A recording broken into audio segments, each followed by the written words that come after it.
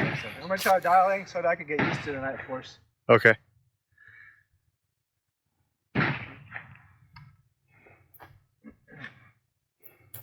All right, should be ready. All right. Stand by.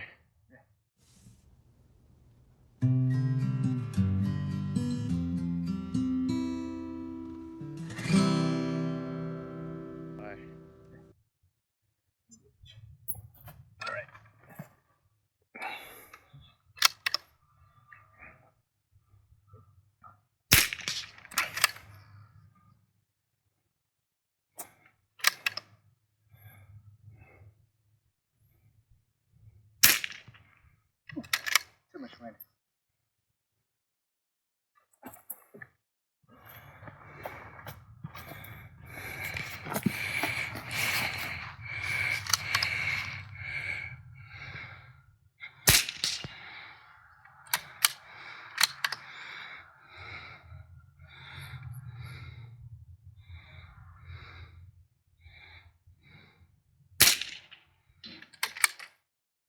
Did you hit the door or the thing? I hit the bottom.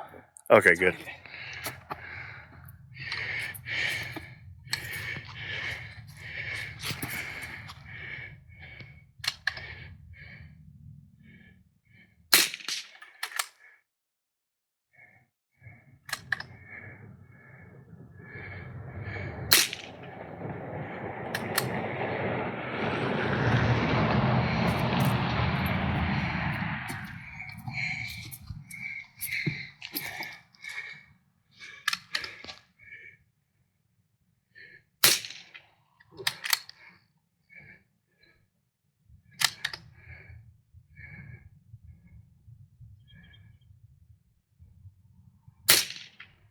There you go. Got it? Yep, yeah, that one. What was your win? Right, 0.2. Okay. 18 seconds. Yep.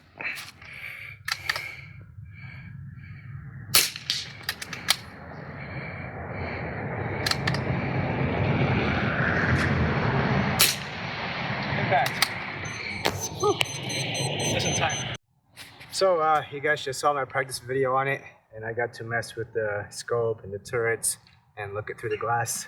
So after handling it this past weekend, I'm really impressed with the scope.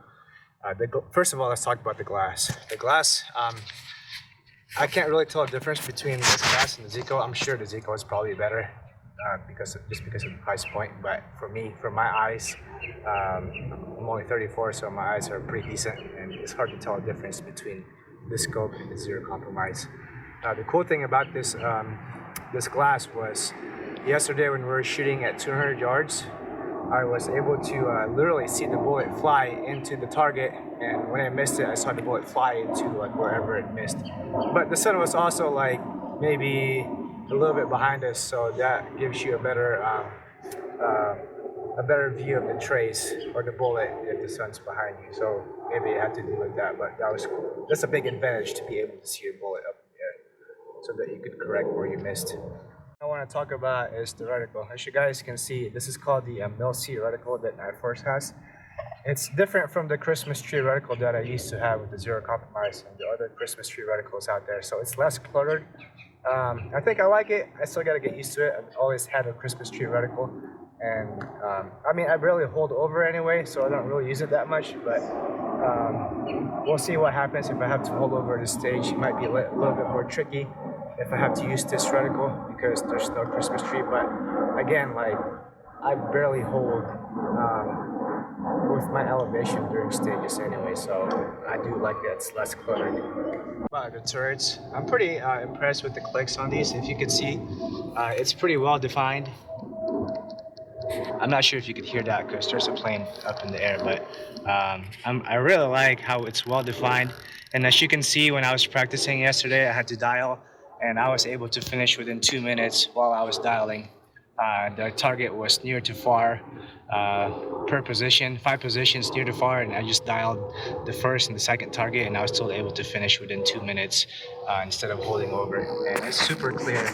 And we can see that the elevation, there's, here, let's count. point it like over here. Yeah, there you go. You can see here is 0. So right now I have a 20 MOA rail on it. I mean a 40 MOA Picatinny rail plus a 20 MOA mount. So with that 20 MOA, with a 60 MOA total, let's see how much, I haven't even tested this, so I want to see how much elevation I'm able to get. So here's 10, 11, 12. So it's kind of weird. I gotta get used to the 12 mil turrets. 12, 24. So about 24 plus 10, so 34 mils. That's a lot of elevation. I'm able to get 34 mils of elevation on here.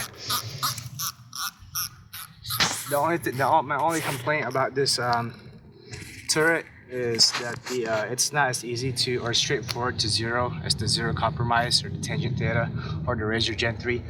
You have to take out these screws, take off the cap, and then there's 4 set screws for you to set the zero stop. So it's not as straightforward as I would like as the Zico or the tangent theta would be. So that's probably one of my few complaints about this scope. So my overall impression of the scope is it's very nice. I would run it for matches. I don't think I'm losing any points, to be honest, switching from a zero compromise to a Nightforce. So I want to thank my friend Andrew for letting me borrow this, and I'm going to be using it for the next match until I get a scope of my own. And yeah, so I'm going to enjoy this and looking forward to using it.